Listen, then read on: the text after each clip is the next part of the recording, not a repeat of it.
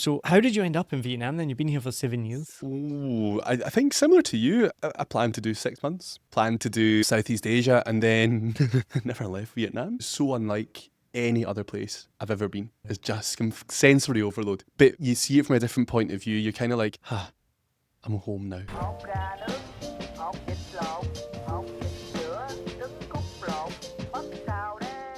Welcome to a Vietnam podcast with me, your host, Neil Mackay. I've been in Vietnam since 2016, came here for 6 weeks, and it's now been 9 years. I started this podcast in 2019 to share stories of people connected to Vietnam. In this episode, I'm really excited to share the story of someone who has been in Vietnam for 7 years. I've actually been trying to get him on this podcast for over 6 months now. Always love spending time with him, but I've never really gotten to know him, so I'm really excited about this. He's a director of the International Choir and Orchestra. He's a vocal coach, and he is also a fellow Scot like me, and not just that, a fellow Glaswegian, and is from the town over from me, so we have a lot of shared experiences, and I'm a bit worried about how long this episode could go for, because when you put two Scots in a room, there's a lot of talking normally happens. The other thing I'm a little bit worried about is slipping back into my Scottish accent, which is full, thick Scottish accent, and people won't be able to understand a word. But anyway, let's find out how we go. I'm excited to welcome today Craig Haggart to a Vietnam podcast. Thank you very much. Nice to be here. Finally, it's good to have you at last. Yeah. What took so long? I don't like my own voice, I think, is You the will problem. now. Do you think? Oh, absolutely. Whenever I do interviews or something and I listen back to my own voice, I'll just put it on mute and see how I look instead. So I'm one of those strange people, but I think it's because I do what I do and I listen to my own voice so much. I actually don't mind the sound of my own voice, which I think is kind of weird, right? Because most people are like, ugh. Yeah. But what you'll find from this episode and from doing this podcast, and you've already had a little encounter when you took the headphones off earlier. I remember telling this to someone recently. I was like, your voice sounds really sexy with headphones on. And they were like, no. You're saying my voice doesn't sound sexy anyway? And I was like, well, no, it doesn't. But wait till you hear your voice with headphones on. And as soon as they put the headphones on, they were like, oh, this is amazing. I don't want to take them off. Sweet talking down the microphone. Exactly right. You can suddenly, you're like, oh, this sounds really good, really good. Apparently, when you listen to your voice back, that's how other people hear you. You hear yourself differently. And then when you hear yourself back, that's how other people hear you. So when I found this out, I was like, oh, surprised people put up with it. But well, let's start first of all with our shared heritage. We're both Scottish, obviously. We are. But you're from Lindsay, right? Kirkintilloch, technically. Right. Which is, for those that don't know, is the town next to Lindsay that's maybe not as posh as Lindsay. I was making you sound better there. Right? I know. But you went to Lindsay Academy? I did go to Lindsay Academy, yeah. So if you don't know, if you're from Scotland or Glasgow, as soon as the word academy is attached to the school you went to, it's upper level. Pretty good. I didn't go to an academy. Where did you go? Thomas Muir. Oh, yeah. Just a high school. Thomas Muir High School. Just normal, yeah. So we're quite a difference in age. I'm 42. Yeah. But we still did the same shit, like drink and do all that. What was it like for you growing up in Kirkintilloch? Do you know, it was great. It was great. We had a really close group of friends, and we had the freedom then, to, as I say, go to the campsies, we'd go to each other's houses, we'd play outside. I'm going to sound like an old fart, but it was before we all had phones and iPads. And we'd go around each other's houses. A friend I met recently from school, when we were kids, we built a tree house in his garden, and it's still there, still going strong, which is quite remarkable. And it was lovely. We all kind of lived close enough to each other, and yes, although it's quite a big town, everyone knows everyone. Everyone knows everyone and everyone's business and what they're doing and where they are. So it felt kind of safe, I guess. And then once we were old enough, I remember I was desperate to go into the city centre myself to get the bus in. And so my dad took me in a trial run. He kind of we went together, but I had to make all the decisions. So I had to choose the right bus to get on, and he would just kind of follow, give the bus the right money and stuff, and then see if I could navigate my way to the cinema, to Buchanan Galleries, and get back in the bus. And I was doing so well until it's time to get the bus home. And next to the bus to Kirkintilloch was the bus to Warsaw. So Wait, what? It's wildly different. So Warsaw close. in Poland. Yes. Yeah, they were just at the stands next to each other. So I was just about to get in a bus to Poland, and my dad hadn't said anything, but I think that was about time he piped up and was like, "This is not the right bus, son." It'd have been brilliant if he just left you. So he'll figure this out when he gets to Poland. This is taking a bit longer than it did coming in. I was just thinking about one, I think maybe the last time we really hung out was when we watched Scotland play at the Euros, which is a couple of years ago now. And we watched it at the Rabbit Hole Irish Sports Bar. And one of the things that was so funny, right? So as Scots, and Scotland as a nation is awful at football.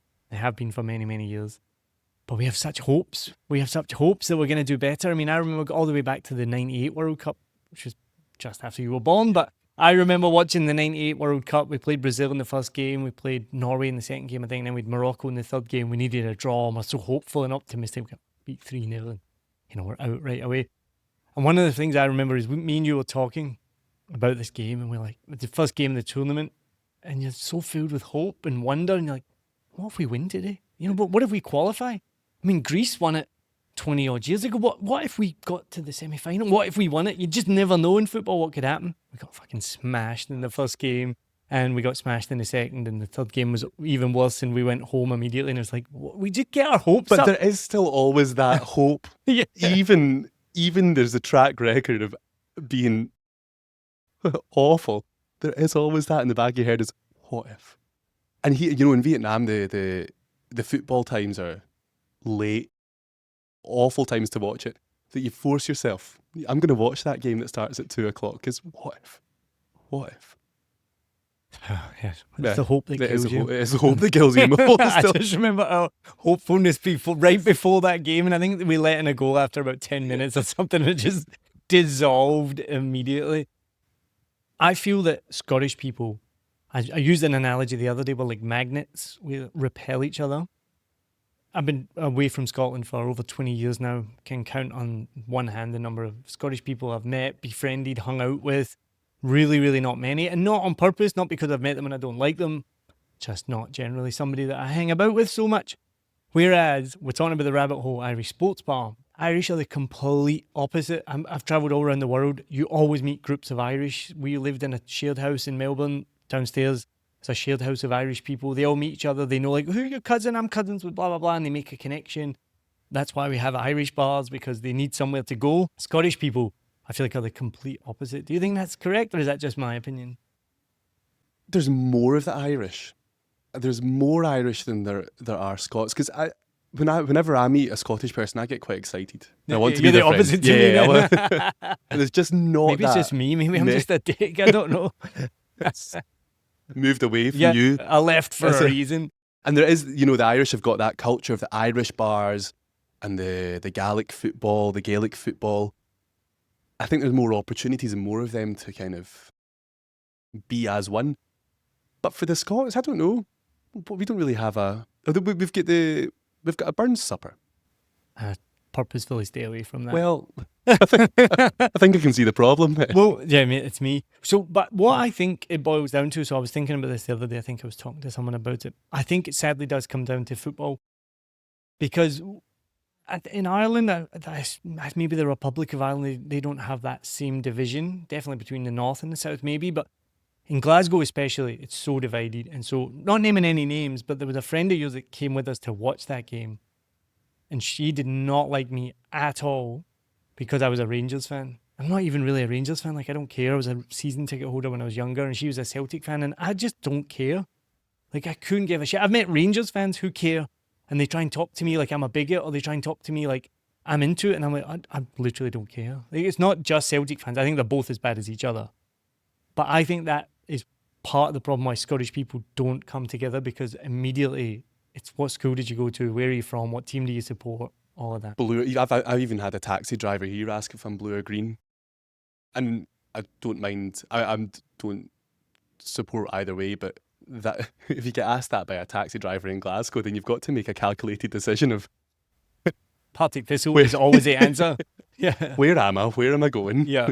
looking around the taxi for any clues of the Easy right wearing answer. a cross. But this is crazy that you have to think about all of that stuff, right? And so I think I've shared this story before. Well, I've shared it before. I don't know if I've shared it on this podcast.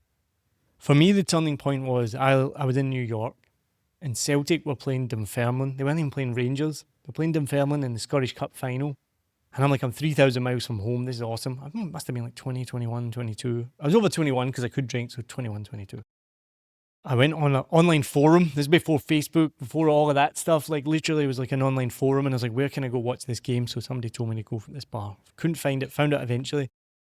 I opened the door and I have a brand new Rangers top on. I was like, I'm in New York. I'm going to go watch it with all these other Scottish people. I'm going to have fun.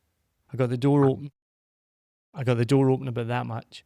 And it was just a sea of green and white hoops, which is Celtic. And that Irish guy just took one look at me right at the door and he went, "You've got to be fucking kidding me." I was like, shit. Closed the door and I've never walked or ran so fast. I was like, what the hell? And got back on the forum. I was like, why did you send me that bar? And someone was like, whoever told you that tricked you. That's the biggest IRA Republican bar in New York. And I figured out the timing. I'd just walked in as Dunfermline had scored. They scored the first goal. Celtic ended up winning it because I saw the score later. So I think to myself, thank God I was wearing my Rangers top. Because if I was in civilian clothes, I would have just walked in, ordered a beer, been in the middle of these green and white hoops, and then been like, I'm a Rangers fan. I wouldn't have been able to hide it and probably gotten stabbed or killed or something like that. Because that is how violent and how serious it is. And I think it's so sad. And that moment for me was pretty much the start of me stopping being a football fan or a Glasgow Rangers fan. I'm a Rangers fan, but I see it. You can see it much more, and then when you tell people that aren't from Glasgow about it, they can't get their head around it because it seems absolutely mental. But then I've got to say the Scottish people that I've met over here, I think, when you do move to a different country, you have a different mentality, a different mindset, and maybe a different view on how you view people in the world as well. So I don't see too much of it. No, I'm going to stand by that. I don't see too much of it over here. Don't see too much, but like I mentioned, I met one guy in the Irish hole. Is that what they call it now? The rabbit hole Irish sports bar. And a fellow Glaswegian and Rangers fan, and a couple of things he said, I was like, you're talking to the wrong person. I'm not like that. So some people do hold on to it, which is a bit of a shame. And I know we're talking about Glasgow a lot, but it is a unique place, I think. I've been all over the world. I think Glasgow has its own. It's very different. Yeah, I get quite homesick sometimes, and then for you think about Glasgow and you reminisce of all of what it is and its history and its beauty, and then you go home for Christmas and you realise it's freezing. It's always wet. People are miserable because it's freezing and wet. And dark. Yeah. The sun just goes. Yeah. First time I took Adri back, we were in winter, we're walking down Buchanan Street. She was like, is the sun setting right now? I was like, yeah, it looks like it. She's like, it's 3 o'clock. Yeah. I was like, yeah, it's about right. It's going down right. I used to work in a call centre just after uni, and you would get there at 8 o'clock, it'd be dark, and you'd leave at 5 o'clock and it'd be dark. Yeah. I got half an hour of daylight at lunchtime. It's minging. It's crazy. But I think it is a good place, but I'm glad I left. But it's interesting, talking about the accent. I don't think we've slipped into it too much, but I'll need to listen back. I was thinking, I hope there's some subtitles, because I've spent all weekend with my brother and my best mate from school as well, so we just went straight back into that. Oh, 100%. 100%. And this is the problem, sometimes I'm too Scottish for, not so much Vietnamese. It's always been Americans that have had the trouble, and the English. Yeah. What you saying, mate? Yeah. It's always the English. They've got a cheeky comment to me. But so then I've kind of, same with yours, I'm sure as well, kind of Americanized that a little bit, slowed down. It's like saying some things even now when I'm talking, I can hear you're pronouncing everything, you're enunciating but your then, words. If I phone my brother back in Glasgow, he's like, why do you sound like an arsehole? Yeah. The best one I was back home years ago, and one of my best mates, I saw him in the pub, and he said, why do you speak like you're not from Glasgow? Or what was it he said? Why do you sound like you do? Oh no, sorry, let me say that again. What the fuck did he say? Oh yeah, okay. And he walked into the pub and he says, you don't need to speak to me like I don't speak English. And then the last time we were home, we had a Polish taxi driver. And so I immediately just slowed down the way I speak. I didn't speak in my full normal, fast Glaswegian. I speak probably the same way I do now. You'll never guess what he said to me. Why are you talking to me like I'm a fucking retard? And I was like, oh, and Adrian was like nudging me. I was like, oh no, sorry, I slow down how I speak. And he's like, I don't need to. And I was like, hey, he's a taxi driver. He probably hears every accent under the sun. He doesn't need me to like slow down. I can't. In Glasgow taxi drivers there, that's when if you can understand the Glasgow cabbie not coming from Glasgow, I think that's when you know you've reached your IELTS 9.0 or whatever. That should be the final boss level. Get in the back of a Glasgow cab and seeing if you can hold a conversation for the journey. True. I did miss that. The last time I went back, I was in the back of a cab by myself and just talked to the cab driver the whole time. And I was like, I do miss this. I miss this just like talking non-stop. But what I was going to ask you was one of the things that I've changed, not just my accent, and I was going to note when I go back and listen to this and when you hear it, I think what you'll notice is if you're like me, there's the odd word that drops in. So I just did a video last week and I was just listening back to it, and there's a couple of words like, was it metal? When I hear it and I'm like, it just sounded so Scottish. Metal. Because I think maybe if I'm Americanizing it, it'd be like metal. But then just every now and again, there'll be a word that drops in. The rest of it, I'm like, I sound pretty neutral. I still get people like, oh, you sound so Scottish. I'm like, I don't. Like, trust me, I don't. If you thought I sounded so Scottish, you're going to be fucked when you go there. But then when you listen back, there's just the odd word and I'm like, oh. See, I don't notice the Scottish words that I drop in, but I do notice the Americanisms like, I'll fill up your water bottle. I hate myself. Can't help it, yeah. Now, going back to growing up in Glasgow, did you listen to the episode I did with Zan Wynn up in Hanoi? And so he was using the word queer, and I was like, we had a conversation. I was like, am I allowed to use that? And he was like, yeah, as long as it's not derogatory, right? Like, as long as you're just saying, like, talking about it. But how would you like me to identify you? Because I guess there's different ways. Gay is okay. I know, because now it's the other end as well. Like, is that bad? Like, am I allowed to say, are you gay? Like, sometimes, I mean, I had this conversation even with, I don't know if you know Hayden Lowry, black guy from Canada. And I was like, we had a discussion about, can you call somebody black? And he was like, of course you can.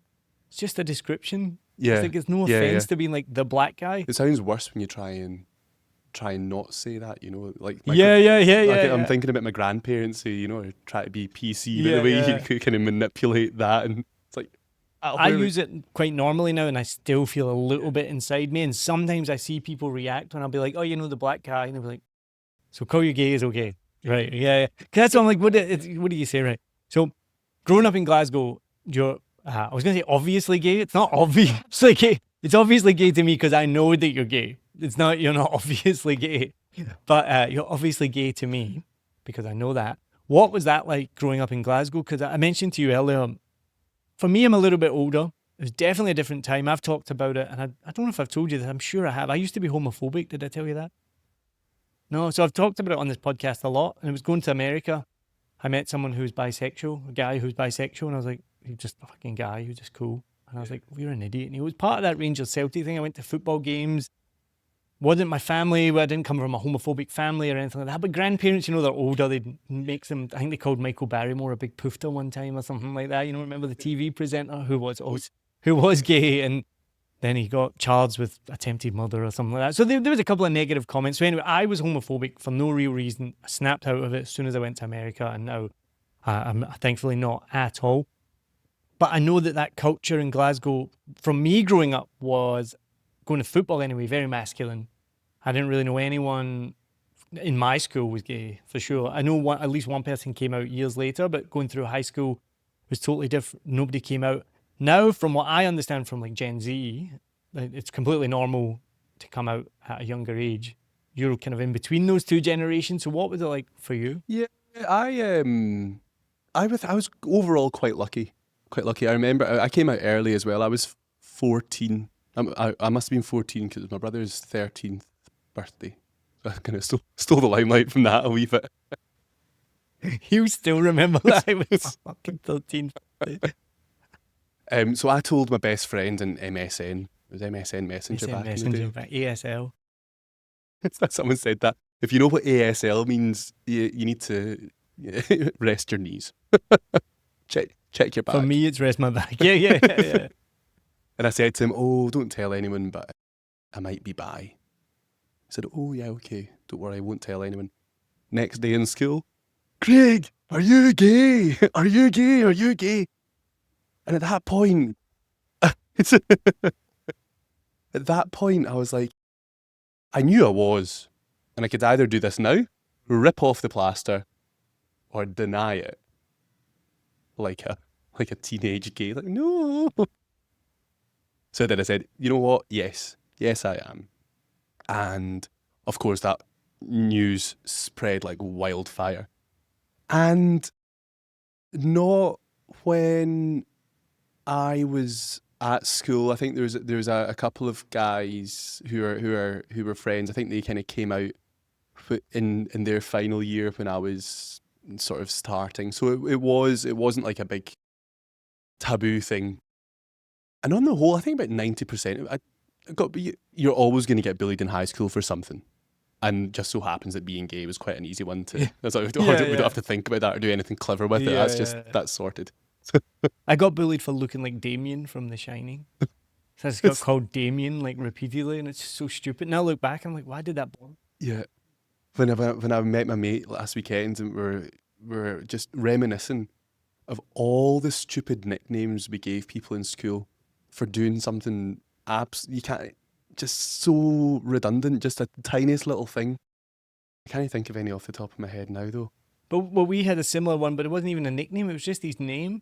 So the poor guy, I doubt he's ever listening to this, but Alan McMillan, if you're ever listening to this, people would just say, and I don't remember if I ever did it, but we'd be on like a bus to the swimming pool or on a school trip, and people would just be like, Alan McMillan, Alan McMillan. Just saying his name, but saying a stupid voice, and you say it repeatedly, and you could see it bothered them, and it was just another way of bullying someone. I was just like, now as an adult, you're like, that's fucking ridiculous.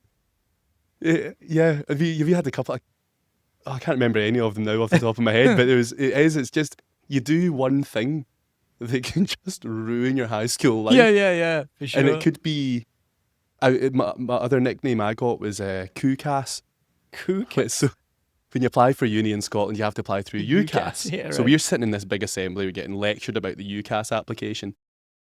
I applied for music college, which was the same kind of thing, but it was called QCAS. So I'm sitting in this assembly, and I put my hand up. I'm like, miss, excuse me, what about QCAS? And this is the funniest thing that the other 300 kids had heard. That's snorted. I want to call you QCAS now. It's a great name. I get called QCAS for the rest of my school life. I even get a QCAS in the back of my levers hoodie. It's brilliant. Just for that one question. I love it. That's amazing. Then was it partly because you were in an academy? So you were in a nice, I imagine a nice academy. I went to Thomasmuir High School, which is a non-denominational school. And I was in this, we were in Bishopbriggs, Spam Valley. And I didn't really explain what that meant. So it was my parents' best thing they ever did, moved to a beautiful suburb, beautiful house that they could not afford. We always had food on the table, but we couldn't afford that house. And maybe the wrong decision, but ultimately the right decision. Partly so I can go to a good school. So even though Thomasmuir High School is not the best school in the world, it was still a good school. But as you probably know, Bishopbriggs is right next to like Barmulloch and Ballonock and Posso and all of these really quite rough and bad neighbourhoods, Posso especially. And we took in a certain amount of those kids as well. So I went to school with some people who lived in Bishopbriggs, came from really nice middle-class families. Mine were more working-class family, but some really nice middle-class families. We're going to go into university to be a doctor and a lawyer. But then we also had these absolute bams that spat in my face because I dared to tackle them in football, things like this. And I can't imagine in my school coming out as gay, but I'm a bit older, but still I can't imagine coming out as gay would have been very well received. Maybe my memory's bad. But I feel like with a lot of those rough people, it would have been bad, I think. We had the same at school. A real sort of culture of bullying that had been reported by the press as well, because people do have that sort of idea that, you know, Lenzie Academy, blah blah blah blah blah, it's one of the nicest schools in that area, but it wasn't. There's a real problem with bullying. And I don't think that's got to do with different people from different classes. It was a pretty brutal place to be if you weren't in like a kind of social tier, I would say, which I luckily was, I think. And had I not been, then I think it'd have been a different story. It's interesting because you're saying about Lindsay Academy has that reputation. So we were friends with people from Torrance, which is kind of in between places and closer to these beautiful mountains. It is literally like a little village. It's beautiful. It's gorgeous. Beautiful. That's another little American one, isn't it? Beautiful. Beautiful. See, it just Beautiful, comes out. I don't yeah. even think about it. What would you say in Scottish? Beautiful. Beautiful. Beautiful. Beautiful. Pure beautiful. That Pure is. beautiful. That's pure dead beautiful.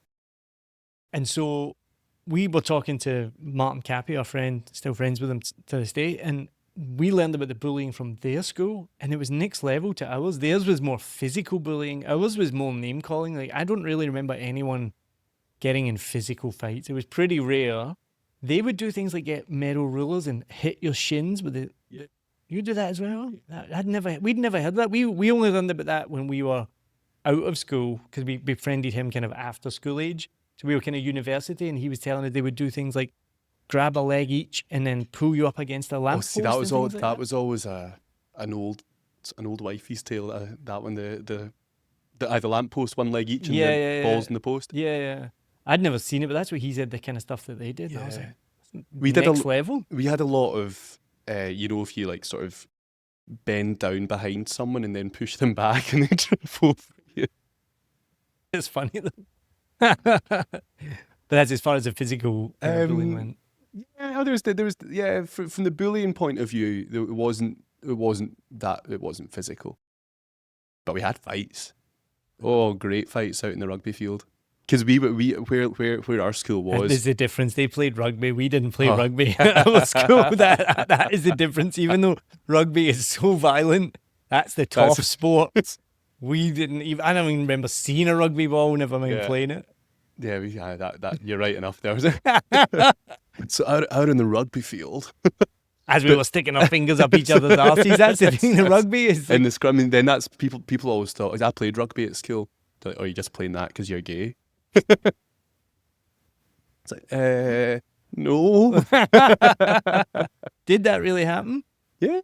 That's so anyone kind of wondering what we're laughing about. If you don't know, there's a myth, which it's not a myth. It's not a myth. I've never played rugby, as I just said, that they would shove their fingers up the other player's arse. There's at the end of the game, there's always that kind of like if you were, I can't remember what way it was around. If you're playing home or away anyway, the other team would make an arch and you'd walk under their arch, and then hands would just come and all sorts of things. You probably wouldn't get away with it these days. Yeah. But yeah, lots of fights. When we weren't playing rugby, there was lots of fights in the grass field. Because the school was kind of in the land of the Toby Jug, which was Lindsay's gang, and the Hoods was Kirky. So there was a bit of overlap there, a bit of gang warfare. Probably nothing like America's gang warfare, but it's when you're teenagers, that was like, whoa. I'm just laughing. Lindsay against Kirkintilloch. It's not really like Possil against Balmulloch, is it? Where they're like probably like literally chipping each other. But anyway, moving on from gang warfare in Glasgow, let's move to Vietnam. So how did you end up in Vietnam then? You've been here for 7 years. I came, I think similar to you, I planned to do 6 months. Right. Yeah, planned to do 6 months. Everyone that's been here for a long time is all the same story. You never meet anyone that's like, I came here for 10 years. Yeah.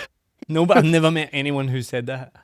I came for 6 months and then planned to do like Thailand, Cambodia, Laos, that kind of bit of Southeast Asia, and then never left Vietnam. Finished my TEFL, got a job teaching English, and that was your kind of get in for the year, and that was 7 years ago. So what were your first thoughts when you landed? I'll never forget coming out that airport. It's hectic. Absolutely. And it's just, you get that blast of heat in your face, the tooting, everyone's waiting for their family with the signs, and you're like, oh, I don't know where to go, what to do. You want to do a U-turn and get back in the plane. And then it was just hectic. It was so unlike any other place I've ever been. The busyness, the smells, the lights, and then when you're walking down Hoi An for the first time. Do you remember your first time? Not specifically, but we did teacher training at the end of Hoi An, so we actually spent quite a lot of time during the day and night Yeah, there. And yeah. So yeah. It's just sensory overload. Sensory overload. And I think that happens still quite often. Even like going on holiday or coming back, but you see it from a different point of view. You're kind of like, I'm home now. I love that. Do you think it's addictive? 100%. 100%.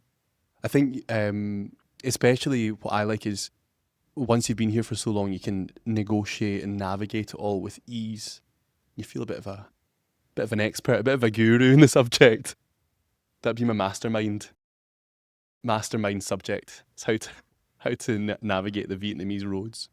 So I think I've accepted over the last few years that I'm here as an expat and I'm never going to assimilate into the local population. And there's this thing you hear, and people, and I've had this discussion before, this discussion of expat versus immigrant. To me, it's not a race thing. It's very, very clear.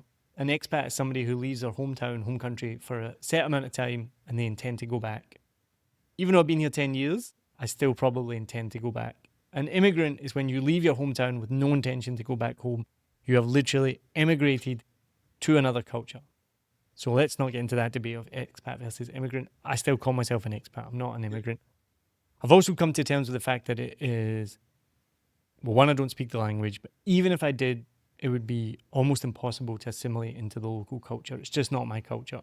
I hang out with British people who look like me, people who are about the same age as me. In my time here, I've never once been invited to dinner by a Vietnamese family or a Vietnamese friend, anything like that, apart from maybe a dinner, like come out for Tet dinner or something like that. So for the last few years, it's weird. I've kind of like in my own little bubble here that I love it here. I love everything about it. I appreciate that I'm kind of in a bubble looking at it from the outside in. I mean, my boyfriend's Vietnamese, so I have the opposite of that, I guess. Well, that's what I was going to ask you. And I think, so I do that part of the culture as well, which I love. Well, tell me more about that, because I've just said I don't know anything about that side of it. So what is that like assimilating in, and as a gay man as well? Yeah, I mean, well, he's an artist. He's an artist and very sort of accepting family and friend group who are all quite liberal and arty. So that's great. And they're from the north as well, and that's traditionally a bit more conservative. I know I've got a lot of gay friends and who have moved from the north to the south to be themselves. They feel they couldn't really be their authentic selves at home in the north, so they come down south. So to have a family that's supportive from the north is, I'm sure it's not unique, but it's very special. It's very special. And yeah, we go out to, I think food is the big bringer together. And I'm not fussy at all, and I'm quite lucky for that, because we can go out, and I go out with his Vietnamese friend group, whether we're going to a house or whether we're going to like a restaurant or whether they're coming to mine, and just have nice food and drinks. And I think that's quite a universal thing, but it just so happens in Vietnam that sometimes that food is not for the Western palate. Bún đào mắm tôm. I love it. Oh no, I like the bun dao part, yeah. The mam tom part. You can keep that. So for the folks at home, explain what that is. It is for a sort of grey purple fermented shrimp fish sauce that. You lost me at grey purple. I mean, most, food should be grey purple, but it's not the most appetising colour. But it's pretty stonky. It's got to put it mildly. A good Scottish word. I remember honking, pure honking. And you can mix that with some like lime and sugar and chilies. But my boyfriend was the one who got me properly into that. We have it for lunch probably once a week. But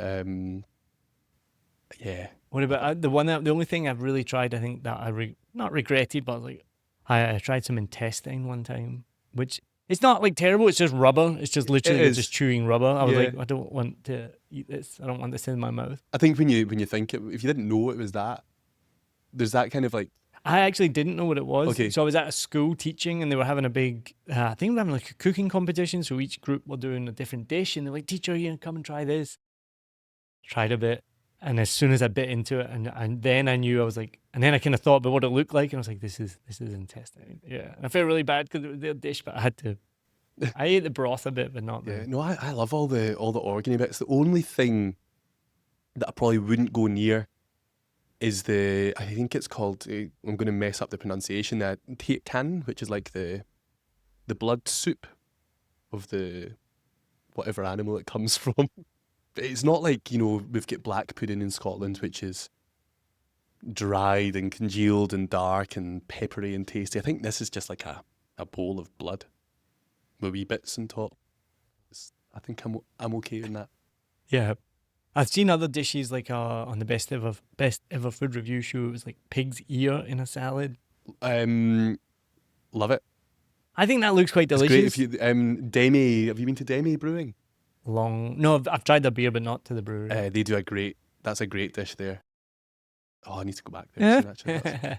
So what kept you in Vietnam then? I asked you, do you think it's addictive? The reason I asked that question is because you mentioned something I think is true I think it's true for a lot of Saigonese. I don't know about the whole country. Vietnamese as well, from what I've spoken to them. And I'd be interested to hear your opinion and from what you know from your boyfriend, even though he's from the north. And I know for expats, the thing about Saigon, that's why I asked, is it addictive? You do need to leave sometimes, I think. You need to get away. But then that's where that addictiveness comes in, because you're like, I want to get back. Or when you do get back, you're like, this is amazing. And the amount of people, I'm sure you're similar as well, the amount of expats over the years that I've met that have left and then come back because they can't stay away. Yeah, I mean, there's even are you talking about like long-term leaving? I've known some people to long-term leave. Yeah.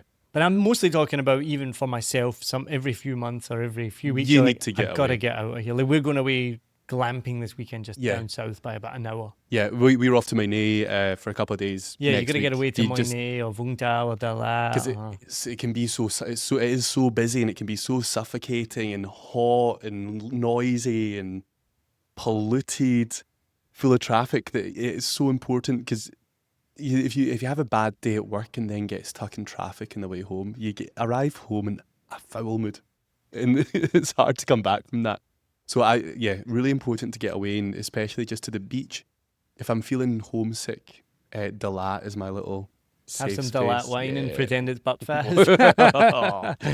We did a wine tasting in Dalat, and we thought Dalat wine's not our favourite, so we'll get the gold package, the exclusive package. Absolutely fucking minging. And does your boyfriend feel the same way? Or does his family or friends or people you know, even the Vietnamese people, feel the same, that they need to get out sometimes? I think so. I mean, he's been up in Hoi An for a while. He's coming back tonight, I think. He's been up in Hoi An. It is exactly that thing. You need to just get out to space, change of energy, change of scene. And Hoi An's great for that as well. The minute you step out the old town into sort of An Bang area, if I could get a job up there, I'd move there in a heartbeat. Oh, because I've been to Hoi An a million times, but I've always been in the sort of like the tourist conveyor belt around the old town. I was like, oh, it's nice to see you once. But then the last time I was up a few weeks ago for a burn supper, Hoi An had their first burn supper. It was lovely. We stayed outside the city, and it was just beautiful. Rice fields and buffalo and beaches. It was gorgeous. So nice. And I'd never seen, and I feel like I've wasted so many trips up there because I've just been going round, like seeing the same tourist tat with families all wearing the same outfit, you know? Yeah. Well, Craig, this has been amazing. I'm glad we finally got to do this. Thank you so much for coming on a Vietnam podcast. What I want to do is keep talking to Craig, but we're going to switch to just full Scottish. And if it works, we're going to put it as a bonus episode that you can just listen to. But thank you for tuning into this episode. Remember, leave a review, rate it, and the best thing that you can do is share it with someone else who also loves Vietnam, who are thinking of visiting here or live here as well. That would really, really help. Thank you so much. And Craig, thank you very much. Thank you very much. Thank you. Cheers.